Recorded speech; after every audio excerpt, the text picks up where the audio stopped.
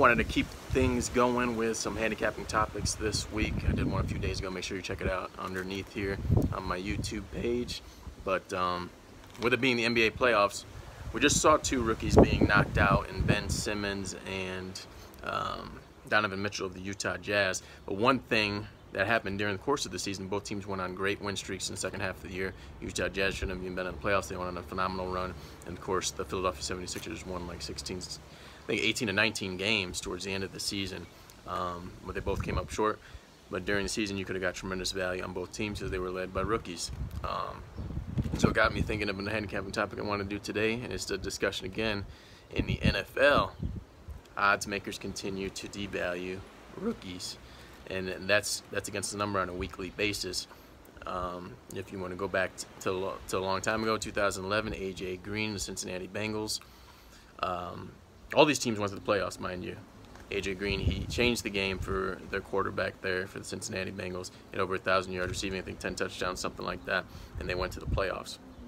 2012 was another great year for rookies. Let's not forget RG3 before he had his knee injury and just lost all touch with Mike Shanahan.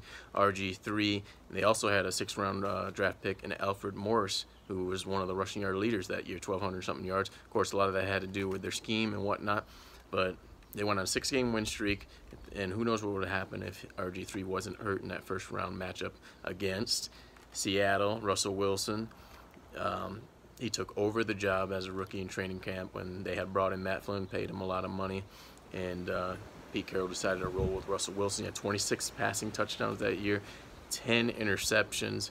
Phenomenal year that really put him on the map, and Seattle on the map for their Super Bowl runs.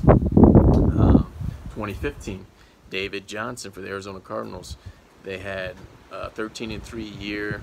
Looked like they were going to be the team of the NFC for years to come. Of course, he got hurt last year, but that rookie year, he wasn't used as much running the football, but if you break down his stats, he had over 1,000 yards combined between rushing and receiving, and he had 12 total touchdowns. So they went 13-3, and that was another year you could have made a lot of money on the Arizona Cardinals.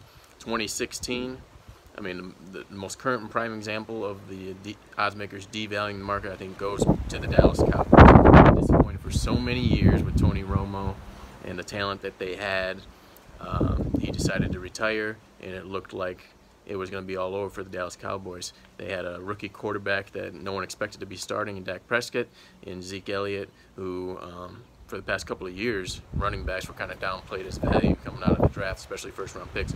Zeke Elliott changed all of that, and I think one of the point spreads that comes into mind of just how underrated the Dallas Cowboys were. I think it was a Week 3 or Week 4 matchup against the Cincinnati Bengals at home, and they were a 1-point underdog. Of course, everybody knows what happened that year. They kept winning, they kept winning, they kept winning, and odds makers would not adjust. Last year, once again, Kansas City Chiefs with Kareem Hunt, and the New Orleans Saints with Alvin Kamara. Kareem Hunt was awesome those first 5-6 games, and then of course Al Kamara, they started off 0-2 the Saints, and he just changed the game for them. So the question is, why do odds makers devalue rookies? The answer to that is simple. The market's not known. We know what's going on with all these other players. We don't know how these players are going to be used, what their usage is going to be, etc. But what gets me is the changeover from game to game. It's always gradual. The market's always going to be gradual, and that's what happens with teams that have strong play from rookies. And as a team is getting better and better, odds makers cannot catch up. Each and every week, those teams are getting better and better. Odds makers cannot catch up from that gradual market because there's not going to be a seismic shift. So we'll see what happens, but I think this is going to be another year. We've had a great draft in the NFL this year, lots of rookie quarterbacks. New York Giants have a running back for the first time in I don't know how many years in Saquon Barkley. Eli Manning, we'll see what he has left in the tank. Let's not forget Peyton Manning. He had that first game back from his neck injury when he was with the Denver Broncos, 3 picks against the Atlanta Falcons, and he kind of rehoned his skills like a old pitcher in MLB. So we'll see what happens, but I think it's going to be another year where odds makers are going to devalue a couple of main rookies that come out of nowhere with crazy stats, and you're going to be able to cash on them once again.